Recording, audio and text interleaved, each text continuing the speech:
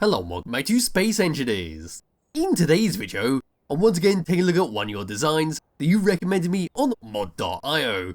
And for today we are looking at another small block but large tank. This thing right behind me is called the V2W3 Wilmington Main Battle Tank, which is this glorious thing in grey, white and dark blue steel blocks. So this is a fairly big tank, features two artillery guns to blast your enemies with. We've got wheels that go all the way along the main body of the vehicle. We have plenty of armor, as well as a small interior that we can just about walk around in. Features two seats, one to drive this thing around, one to control the turret, and we've got some fancy LCD screens that'll fold across via a hinge. That's all functioning via a event controller. So press the F10 and find this in the spawn menu. The Wilmington Main Battle Tank is 1,918 small blocks, using a couple of the DLC packs. We can see here a small bit of information about it, including its controls, what it can do, and of course its block PCU, its grid mass, and that it uses no mods. So go give this thing a thumbs up, move around towards the very front, have a quick look around the outside, then a quick tour of the interior, we'll drive around for a bit, and hopefully I can find some space parts to test this out with, because the turret can be controlled by the AI, because it is all attached up by a custom weapon controller block. They should be able to do that if they decide to spawn on this planet. So my character can now bugger off just a little bit, there we go, and this is what we get for the very front, the V2W3 Wilmington Main Battle Tank. So right in the very middle, and of course on the left and right hand side, we've got a bunch of grey steel blocks that make up the main bulk of this vehicle. In front of that, we've then got some grey beam blocks with some interior lights to light up the darkness. Just below that on the left and right hand side, we see some small wheel blocks which are not connected up to any kind of suspensions. They are just there for some light lumps and bumps that you come across on your adventure. If we move up just a little bit, there is our turret. So there's our two barrels for our artillery guns. Right in the middle is a camera so we can see what's going on with this thing. If we move all the way down in between all of these, this is where we're going to load up the ammunition. So there is no master container system on this. You will have to get out, load these up, but luckily they do have cargo containers attached onto the back of them, so we've got two small ones for you to store a few bits and bobs of ammo inside. Anyway, we'll come back to this turret a bit later on. All the way down once again, move around onto the side that has sunlight, which I believe is this side, past those lights, and here we go. So for the rest of the vehicle, we've got our grey steel blocks, then we've got these armoured panels in dark blue colouring, just covering them all up, going along the side of the vehicle, also acting as a small guard for your wheels, which you can see right down the here, which do not have the tank track mod on this. They're just simply pure wheels, they do not have any kind of scripts controlling them. But if you did want to, you could always attach this mod onto that, and of course use the tank script to make it behave more like a tank. Anyway, up to here we've then got some white stripes going all the way across it. That'll come around towards the very back here. There we go, we've got a little protruding section of white blocks. Then we return back to our grey blocks, come around towards the very back of this thing.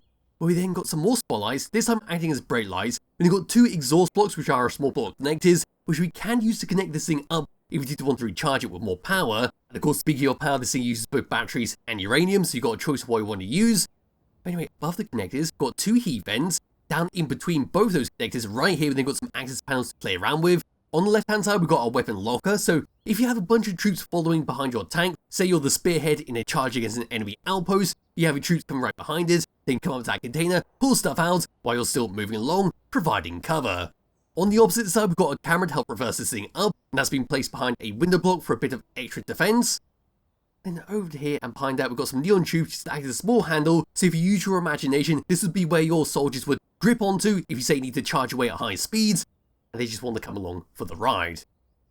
Anyway, up to here, this is the back of our main turret, where once again we've got our grey steel blocks. Then we can see some white columns on the side. We come around onto this side once again, so we come all the way around. That simply has been set up. Across there, some more fantastic use of our neon tubes, acting as a small antenna. Then all the way over here, our dark blue and white steel blocks return once again, just adding as a small pattern going all the way along this top section, till eventually we come across to our container system and our guns at the very front, which is right over here. Part of our containers and parts of the artillery guns being covered up by some armoured panels, just give it a bit of extra defense for any kind of stray shots coming towards you, such as a pesky Gatling gun, a pesky interior turret has somehow got you pinned down. Come all across over to this part, so on the top of the barrel, there's our camera in the middle. Over to this part, we've got three lights. Right above the light in the middle, we then got our top mounted camera, so we once again get a good view of what's going on. Then looking all the way down into this part, here's how our turrets, or how our barrel of our turret is going to move up and down. On the side there's an exposed hydrogen tank. Come around towards the very back of this thing. Here we go, so we've got no connection point on there. It's purely there for some decoration. Just make sure you don't fill it up, just in case it does explode, because that will create quite a bit of damage when it does explode. Let's just drop it down a little bit. Here we go, down to here, a little bit more, and into this section. We've got to find that rotor, which should be all the way down here. So there's our advanced rotor, just comes up from the main body, all the way up to there, plus allows you to spin a full 360. Coming down slightly, we're not connected up to anything, so like I said, we have to manually load this up by the front on the actual guns themselves, so there is no master container system. Anyway, coming out of that, looking all the way down so we get a better look at what's going on here. So there we are, so we've got some air vents right at the very back there, once again purely for decoration, and we've got an antenna to make sure we can always find this thing, and all the way across, there we go, some lovely blue steel blocks, there's our camera, there's our hinge for our elevation to lift the barrels up and down, and of course going all the way along, and there's the very end of our barrels. If we come all the way down underneath this thing, not too much to talk about down here, but that's how our wheels have been set up. So there's our small wheels at the front, acting as our bump guard. Here's all of our proper wheels. Then one hell of a lot of half steel blocks, which make the floor of this vehicle that allows us to both walk around, and of course to store all our stuff, such as our batteries, our reactors, and all the other internals. And with that, that's a very brief look around the outside of the Wilmington main battle tank, and does look bloody fantastic with how it's all been set up. One hell of a lot of detail has been put onto this, and some fantastic use for the armoured panels in that blue colouring does help break up all that grey, give it a very sleek overall design. So now what I'm going to do is just grab hold of my character, come around and press that button on the top there, so we can actually get a look on the inside. So all the way across here, past all these barrels, and I'm going to hit that button, there we go, that's going to slide all the way across, allow us to go all the way inside. It is a little bit awkward to be able to get inside depending on where the barrel actually is. It might be a good idea to have a script on here to realign the barrel, put it back into a standby position so I get in and out with ease, because if you're not careful, you may have to break your way inside. Anyway, there's the gap, crouching down here. Can I get in? Nope, so we're going to have to go head first inside here. There we go. Now just undo my jetpack, crouching all the way down, turning around, hitting this button, and now we're going to get sealed inside. There's a rotor controlling that hatch, so we now let that go all the way across. And there we are, we are now safely sealed inside, where we see a nice yellow glow coming off all of our interior lights. Yes, this is what we get for our full-on interior. I can't come into a third-person view because there is not enough height in here for me to actually walk around. We've got two seats. This one is going to be to drive it around. This one's going to be to control the turret on top. And here's our LCD screens, which are attached onto a hinge right there. They'll then fold all the way across when we get into the seat. We'll look around over to there. They've got both the same setup, so we see our power and hydrogen, and of course our artificial horizon. So before I get into the seats, what I'm going to do is now just cram myself into this corner if I can. No, I cannot. Yes, that's what it looks like from the front. That's your little hatch to get in and out. And yes, we'll just get into the turret seat first of all. So in the first person view, this is what it looks like. In fact, we missed that, so putting that all the way back. There we go. We just slide all the way across thanks to a piston as well. So we can get a clear view of what's going on. Bringing up the HUD, we've got two controls where number one's going to be to slide that back and also move that forwards. Then number two is going to be to take over the turret on top. Now the turret is a little bit weird because the controls are inverted only for the up and down. Moving it left and moving right is all fine. Moving it up will move it down, and then moving it down will move it up.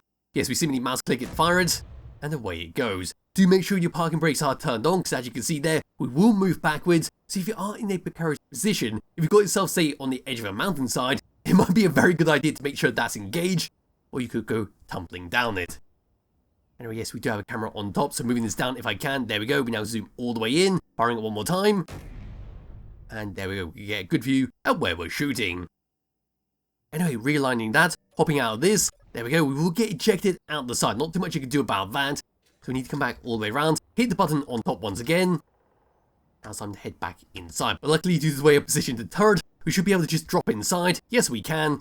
So hitting that button once again, coming into this seat, we now have that same LCD screen slide all the way across. But other than that, we've got no other controls, so it's time to drive this thing around to see how it handles. So what I'm going to do is make use of this rocky patch I spawned in on this ice lake to show you the 180 capability of this thing, which isn't too great because this thing's going to be more for forwards and backwards, and while just charging towards your enemies or reversing away from them. So here we go, all the way around, very, very carefully now. It does take quite some time to do, it does really want to flip over, but we can just about do a 180 in a reasonable amount of time. As you can see there, it does flip a little bit occasionally, and then tries to flip itself over. But after a while, it does settle down, and you can get a full 180 pretty smoothly. But other than that, what we're going to do now is charge all the way along towards this grassy plain in the background, then we're going to go all the way up a slight hill to show any kind of damage this thing will take. And it will take some damage on the armor panels on the front, due to the fact they are quite close to the ground, so it's perfectly fine for that to take damage, because nothing else will. And after a little bit of testing before I recorded, it doesn't seem to take any kind of important damage where this whole vehicle gets taken out of full functionality. So here we go, we're now charging along at 58 meters per second, which is the maximum speed this thing can do. Now we're going to come across over this part because this part looks a little bit better, a little bit of drifting, then all the way up, and, well, it seems to be perfectly fine this time. Come across to this part, we lost a little armor panel on the front there. Again, it could have been a lot worse, we could have taken out a few wheels, so losing some armored panels here and there is not a problem at all.